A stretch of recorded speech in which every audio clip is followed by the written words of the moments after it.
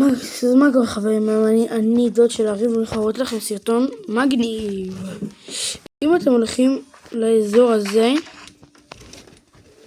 יש את הבן אדם הזה, יש פה את הרובה של 21, זה נגיע אחר כך. אנחנו קופצים לפה, יש פה את זה, אתם מגיעים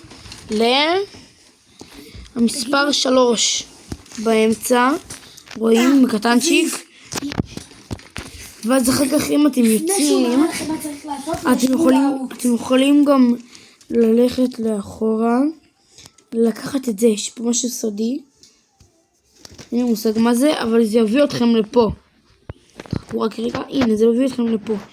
צריכים לעשות את הפרקור הזה, אחרי שאתם מסיימים את הפרקור, זה מביא נשקים מאוד נדירים. נדירים רצח שמביאים מלא HP. וחוץ מזה יש לכם גם את זה. אז בואו נדבר עכשיו על 21. בואו ננסה על 21.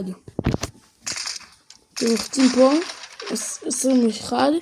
אתם מגיעים לפרקור הזה. אתם לוחצים Enter ואז אתם צריכים לעשות את כל... הבן דוד שלי הלך, אז אני צריך לעשות את זה. בקיצור, אתם עושים את הפרקור הזה, אז ותעשו סאב, תעשו 20 סאבים, תגידו ל10 סאבים חדשים ו15 לייקים.